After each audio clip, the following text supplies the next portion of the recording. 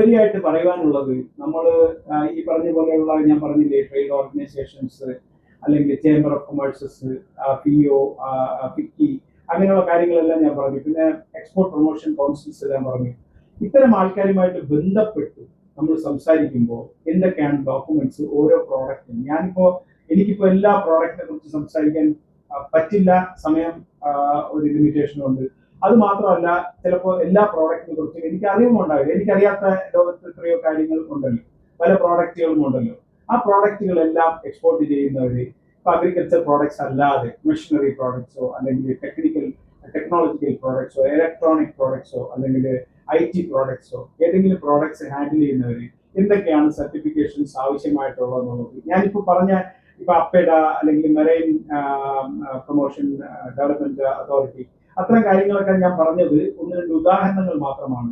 നമ്മുടെ പ്രോഡക്റ്റിന് അനുയോജ്യമായിട്ടുള്ള ഏതാണ് നമ്മുടെ എക്സ്പോർട്ട് പ്രൊമോഷൻ ഡെവലപ്മെന്റ് അതോറിറ്റി, അല്ലെങ്കിൽ ഒന്നുകിൽ പ്രൊമോഷൻ കൗൺസിൽ എന്ന് പറയും, അല്ലെങ്കിൽ ഡെവലപ്മെന്റ് അതോറിറ്റി എന്ന് പറയും. ഡെവലപ്മെന്റ് അതോറിറ്റി എന്ന് പറയുന്നത് ഈ ഫിഷിനും അല്ലെങ്കിൽ നമ്മുടെ അഗ്രികൾച്ചർ പ്രോഡക്ട്സിനും മീറ്റിനും ഒക്കെ വെച്ചിരിക്കുന്നതെന്ന് പറഞ്ഞാൽ അതാണ് നമ്മുടെ ഇവിടുത്തെ വലിയ ലീഡിങ് എക്സ്പോർട്ട് കമോഡിറ്റി.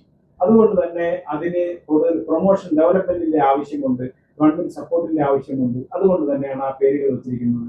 അപ്പാരലിന് ഇപ്പൊ നമ്മൾ റെഡിമെയ്ഡ് ഗാർമെന്റ്സ് ആണ് ചെയ്യുന്നത്, അതിന് പ്രൊമോഷൻ കൗൺസിൽ എന്നാണ് പറയുന്നത്. അതുപോലെ gem and jewellery export promotion council എന്നാണ് പറയുന്നത്. ഇത്തരത്തിലുള്ള പ്രൊമോഷൻ കൗൺസിലുകളുമായിട്ടും മറ്റുള്ള ചേംബർ ഓഫ് കൊമേഴ്സുകളുമായിട്ടും ബന്ധപ്പെടുമ്പോൾ അവരുടെ രജിസ്ട്രേഷൻസ് നമ്മൾ എടുക്കുമ്പോൾ, നമ്മൾ നേരത്തെ പറഞ്ഞിട്ടുണ്ട്, രജിസ്ട്രേഷൻസ് എടുക്കുന്ന കാര്യം പറഞ്ഞിട്ടുണ്ട്, അത് മാൻഡേറ്ററി ആണ്. രജിസ്ട്രേഷൻ എടുക്കുമ്പോൾ അവരിൽ നിന്ന് നമുക്ക് ഇത്ര ഒരു ഹെൽപ്പ് കിട്ടും. ഏതൊക്കെയാണ് സർട്ടിഫിക്കേഷൻസ് ആവശ്യമായിട്ടുള്ളത്, എങ്ങനെയാണ് ആ സർട്ടിഫിക്കറ്റുകൾ നേടുന്നത്, എന്ത് ക്വാളിറ്റിയാണ് നിങ്ങൾ മെയിൻറ്റെയിൻ ചെയ്യുന്നത്, ഇത്തരത്തിൽ അവർ ട്രെയിനിങ്ങും തരുന്നുണ്ട്, ഇൻസ്ട്രക്ഷൻസും തരുന്നുണ്ട്. ആളുകൾ അവരുടെ ഏജന്റുമാരും ബാക്കി സംവിധാനങ്ങളൊക്കെ ഉണ്ട്, അവരെ സമീപിച്ചാൽ നമുക്ക് ഇത് ഈസി ആയിട്ട് ചെയ്യാൻ കഴിയും.